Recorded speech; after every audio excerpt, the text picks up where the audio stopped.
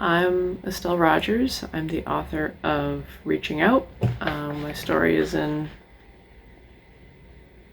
Dark Skies, and I'm going to be reading my short story to you on the internet. It's like an audiobook, but the person reading the book isn't a trained professional. They're just doing their best. Yeah, the story is about a telepathic octopus that escapes from Earth before it's like the dolphins in Hitchhiker's Guide getting off of Earth before it dies. I had to do a couple takes because I cry at the end.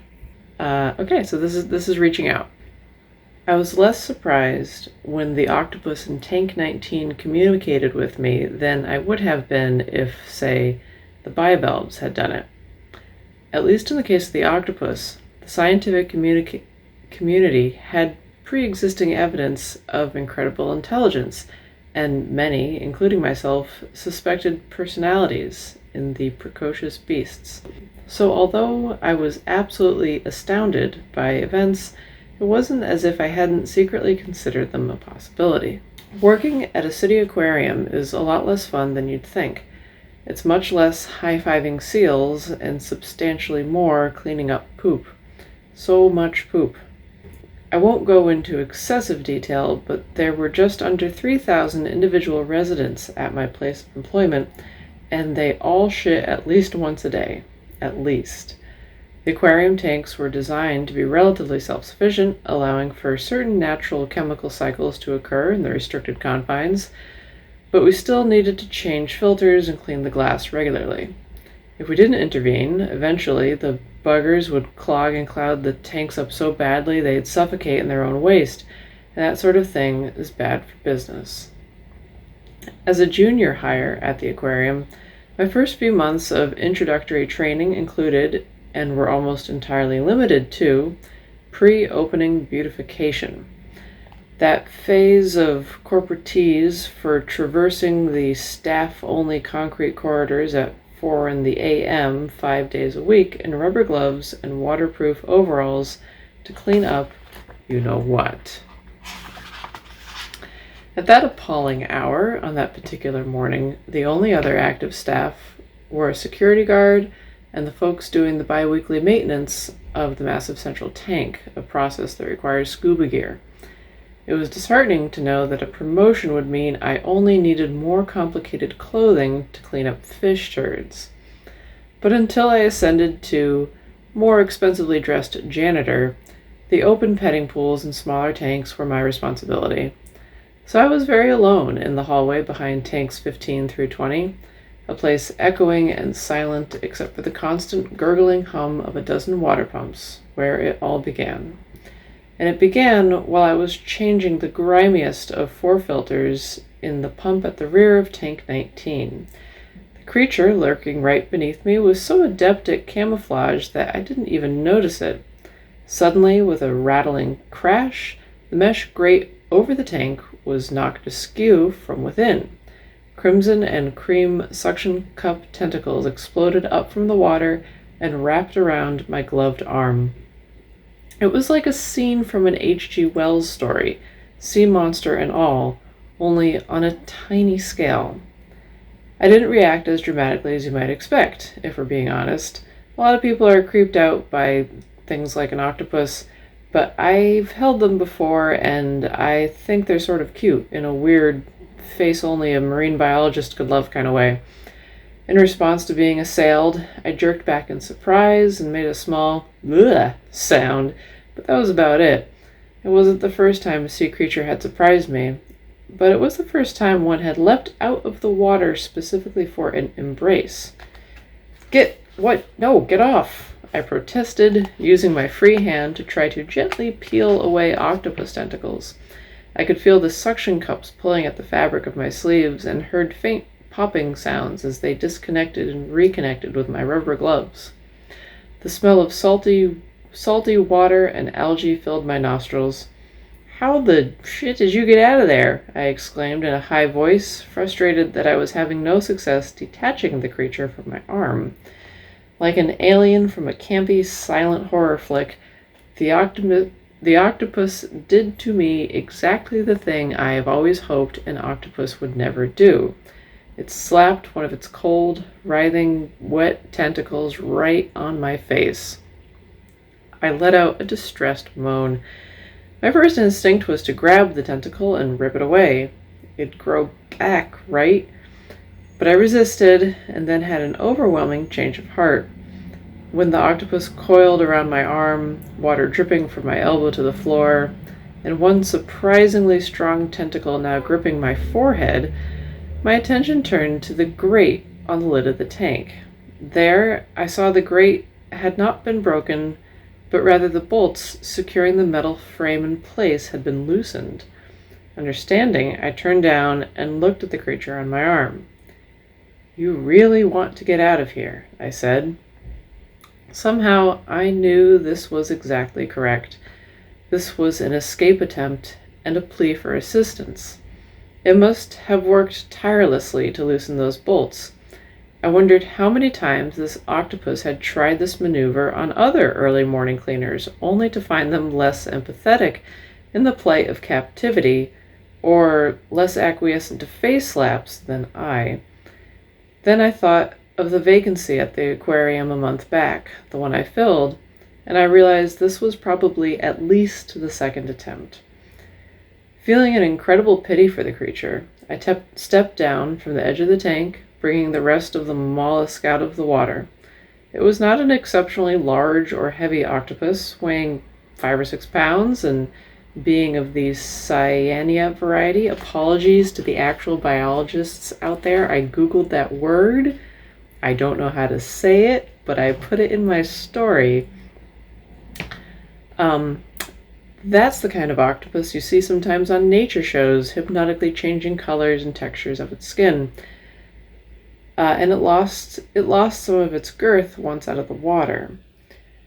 As I stared at it under the dim, incandescent lighting of the long, featureless hallway, the suckers of its tentacles still affixed to my forehead in a pathetic plea for mercy, I was overcome by an immense sense of loneliness and homesickness. "You poor thing," I said aloud. When I imagined myself leaving the aquarium with my new friend hidden in a duffel bag, I felt a glimmer of hope. It seemed like a good idea. It seemed like an amazing idea. It was the best, most just idea I'd ever had in my life. I brimmed with philanthropic pride. Suddenly, my means of employment seemed trivial. My tiny role at this terrestrial prison became disposable, like it was already in the past. I became fixed on a single goal. Determination overtook all my cautions and anxieties, and apparently most of my good sense. "Let's get you home," I said. The octopus stared at me with its glassy orange eyes, halved by rectangular pupils, and although it did not and could not physically emote, I sensed a heartwarming joy. I knew I was doing the right thing. Sneaking an octopus out of an aquarium is childishly simple when the octopus is in on it. I pulled a black plastic trash bag from my trolley of supplies, scooped up some water from the tank, and after a moment of exchanging dubious interspecies glances, the octopus slid in. I tied the bag off with a loose knot and placed it gently in my mop trolley, which I proceeded to then quietly trundle down the hall. I changed out of my coveralls and back into my street clothing, borrowed the rubber gloves, retrieved my jacket from my locker, and transferred the sloshing trash bag from the trolley to my backpack. Then, still bursting with determined confidence, I left. The security guard nodded to me on the way out. No one noticed or cared that I was leaving an hour earlier than usual. Maybe they even admired me for it. Or maybe they saw the suction cup imprint on my forehead and figured I, like my predecessor, had had enough for one day. Outside, it was still dark. The sun wouldn't rise for 2 more hours that time of year. As I crossed the near-empty parking lot, I became acutely aware of the bitter cold. My friend in tow was a tropical creature. The confidence that had expedited our escape from the aquarium faltered, and I began to step hurriedly back to my car. I suddenly felt observed, sure that at any moment I'd look over my shoulder to see incensed scuba-clad pursuers waddling after me in high-kicking flippered fury. I carefully placed my backpack in my passenger seat and ran the seatbelt through the straps. Then I started the engine, switched on the heated seats, and channeled Chewbacca as I did my best to fly casual out of the aquarium's desolate lot. "Okay, little buddy," I said when we were clear of any of my employer's security cameras, as if they could hear me. "I must be out of my mind because I just kidnapped an octopus. Maybe this is what going crazy feels like. And I've got some bad news. You are not going to like the water around here. I'll take you to the beach because maybe you just want to see the ocean, like this is some kind of dying wish thing, but this is New England, and I know you don't know what that is, but this is not Hawaii." To my only marginal surprise, the octopus emerged from my backpack. It had undone the knot in the trash bag and unzipped the backpack from the inside. It oozed gelatinous and amorphous out of the pack, unraveling its tentacles to sit in the passenger seat like a horrifically ugly but well-behaved toddler. "You little creature," I muttered. "You little creature." I turned off the main road and followed a route that would take us to the closest beach. I knew this octopus would die quickly in local waters, and that I would ultimately probably end up keeping it in my bathtub for a day or two while I figured out a way to transport it to a tropical locale. But still, I felt compelled towards the beach. I parked near the locked gates at Kearney Beach, about a mile up the road from the aquarium. When I turned off the engine, 3 cupped tendrils reached out and wrapped around my right arm. The octopus climbed aboard the Me Express once again and rode me out of the car. Outside, the icy wind whipped bitterly off the ocean. I tucked my right arm, octopus and all, behind the shield of my jacket. Animals like that are exponentially more sensitive to temperature change than humans. A few degrees difference can make them sick, even kill them, in hours or minutes. The same long tendril rose towards my face and slapped again to my forehead. "You're going to freeze," I told the creature. As I approached the gate, I began to feel less concerned with the cold and much more concerned with the stars. Standing by a black, deserted beach of coarse sand and stone, I tilted my head back up at the inky heavens. I muttered. "No stars." I knew, of course, that there would be no stars, even on a very clear night like this one, because we were so close to the city. I could see only the half moon and 2 or 3 of the brightest planets. All at once, a feeling of existential remorse swept through my body in a wave of grief. My heart gave an alarming thump, and I was overcome by dismal heartbreak. The sensation of being the victim of an ironic and mercilessly cruel cosmic joke washed through my mind. I wanted to cry. I started to cry. I started to sob. It was so unfair. The stars were gone. I had come so far, gotten so close, but now I was lost and all alone. All my efforts came to nothing. I would never get home, and I didn't know where I was, and I had no one to talk to, and no one who understood me, and I was cold and hungry, and I missed my family. I was going to die here, miserable and frozen and trapped in solitude, unloved and unfulfilled, consumed by loneliness, regret, and longing, and I didn't even know where the hell I was, and before I died, I just wanted to see the damn stars. Shimmering light reflecting off the distant black waves turned to blurred splotches in my vision. The constant thunder of the tide, the smell of salt and frost, the acrid scent of distant car exhaust and oil and tar, my soaked sleeves, the cold suction cup on my forehead, it all gradually returned to me as I forgot about the sky. I looked down at the withering lump clinging to my arm, my eyes wide and blinking away the remains of my tears. One nearly inaudible pop at a time, the octopus withdrew its tentacles from my head and curled its arms back into my body. I stood in stillness for a few moments, waiting to see what it would do and what bright ideas would come to me, but there was nothing.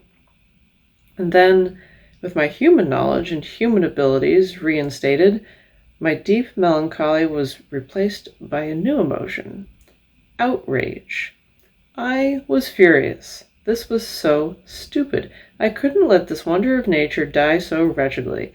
With a determination fueled by the indignation I consider a hallmark of my species, I decided it was time for a road trip. The engine started, and my headlights illuminated the cold, dead dunes outside. "Buckle up, little buddy," I said, letting the octopus melt back into my backpack. "You want to see the stars? I'll get you to the stars. It's 32 miles to the only beach I know where you can see the sky at night.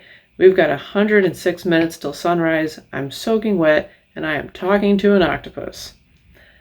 Unmoved by my comments, the octopus reached out and turned the dial of the car thermostat up as high as it would go. That did surprise me. Then it wrapped its arms around the passenger side seatbelt and looked at me with an expression as blank and emotionless as ever. In my mind, I imagined it saying, "Hit it." And then I sped the whole way. We reached the beach in a record 48 minutes. No traffic, no cops, and the emotions of a telepathic cephalopod's existential crisis burned into my psyche made for an expedient journey. Again, I parked near blocked gates, this time by the private beach of my hometown. It was the only place I was certain could provide excellent coastal stargazing. I wrapped the shivering and sickly octopus in my jacket and cradled it in my arms like an infant. I ran from the car, my bare arms exposed to the cold and my head already cocked skyward as I sprinted past the beach gates. This beach was untainted. It smelled of rich sand, clean ocean salt, and crisp, fresh winter air. The world was gray and blue under the half moon. The grass in the dunes shushed and hushed. My footfall on the boardwalk sounded intrusively loud in the serenity of this abandoned place. With each step, I sent a resounding wooden echo over the sound below. When I crested to the high point of the boardwalk, the Atlantic consumed the horizon. It was shimmering onyx and endless, the low and constant rhythm of the crashing waves making the water seem close. I looked down at the bundle in my arms. It was still and cold. It was still and cold. For a moment, my heart sunk, and I was sure my little friend was departed. If only, I thought, it could have at least seen the ocean again. Then, up from the wrap, came a single struggling tentacle. It was gray and silver in the dim light, and it looked shriveled. Filled with infinitely more empathy than disgust, I took the slender arm gingerly in my hand and pressed it against my temple. At once I looked back to the sky. There was the star-stippled tapestry of my childhood. We stared for a long time. I kept that weird bundle of adventure close to my heart, holding its tentacle to my head so as not to lose the connection. The nostalgia for home welled in my heart again. I thought I would see the Milky Way in the corner of my eye, but it seemed to disappear whenever I tried to look right at it. What had been a hazy fog near the city was now a brilliant black window into 10,000 ineffably beautiful worlds. I felt like I could look at them forever and never get enough. I wanted to gaze at them, consume them into my eyes and soul eternally. I hoped the sun would never rise and that I could stare for all time, never moving, never aging, and even after that, I still wouldn't be able to truly know the stars or keep them. Certain stars caught my attention for reasons I didn't understand. I matched them against other stars and waited while conclusions too complex were drawn in my arms. Why a beach? I wondered. Because, I realized, a moment after I thought it, a coastline is finite and easy to identify, and no one's usually about this time of the morning, this time of year. You little creature, I said aloud as realization came to me. A laugh escaped my lungs. I had been wondering why this tropical octopus wanted to go to waters as intolerably frigid as the Atlantic. In retrospect, the telepathic emoting should have been a big clue. I'm here, I said aloud to my surprise. I think this was my brain's way of processing a non-verbal eruption of emotion emanating from my swaddled bundle. I'm here, I shouted, this time of my own volition. I started to laugh, unable to take my eyes off the stars. Tears welled up in my eyes again, but this time they were tears of joy. I was going home, I thought. Why? Suddenly I found myself wondering, why leave? Why now? At last, I was able to take my eyes off the night sky. I looked into my arms, but saw only shadows beyond the tentacle bisecting my vision. It's like that on his forehead. A sensation overcame my thoughts then that something was ending. I thought of the turbid sky over the beach by the city, and how the air had smelled of exhaust. A deep sadness filled my mind, fountaining into a feeling that someone I loved was very sick and near death. The morbid resignation, the anger and the denial, the profound sense of loss and despondency in the wake of meaningless death, all these emotions played out in my heart. Was someone dying? I asked aloud. But it was time to go. If I had been expecting anything, it hadn't been darkness. A blackness had been expanding in the sky overhead, and I hadn't noticed it until it grew so large that it blocked out the moon. Where the beach had previously been a silver woodcut of shimmering water and thread-fine dune grass, it was now a black shadow. I could see far in the distance where the shadow ended and the silver world resumed, but all around me was lost in the pitch. And then the world turned silent. The steady crush of the surf faded. The rustle of the wind on the sand stopped. The silence reminded me of the way noise-canceling headphones generate a kind of negative sound. It reminded me of the echoing hum of the water pumps at the aquarium. Then I heard the small pop, pop, and felt the cold suction cups detach from my head. Wait, I cried. I wasn't ready to say goodbye. I wanted to continue to share this knowledge and wonder that I had only begun to appreciate and understand. In the blackness, something sank down from overhead, something dark, slender, undulating, invisible only by the way it obscured distant silver light. I imagined a giant cuttlefish mothership come to gather its lonely traveler, but absolutely nothing I could see or hear supported my ridiculous invention. The long shape, invisible in the non-light, prodded at the bundle in my arms. I couldn't see it, but I could feel and hear it happening. I knew, possibly via some lingering telepathic connection, that my octopus, if it was indeed an octopus, reached out with all 8 appendages and took hold of the dark thing the same way it had taken hold of my arm before. Leaving my jacket slimy and wet, the last of the warmth fading quickly, the octopus disappeared up into the darkness. The long shape it clung to pulled it up and vanished. The vast, inscrutable shadow above me receded without fanfare or even apparent regard for gravity. As some final farewell gift, I was given a thought about the light spectrum and all the colors of the universe I could not see with my human eyes. And then I was alone, standing on the boardwalk of a frigid New England beach, jacket hanging from my hand, head craned back to gawk uncomprehendingly at the stars. Soon the sun would creep up before me, and I would have to return to my car, the city, my life. This last part is hard. I imagined myself as a creature in a giant spherical aquarium.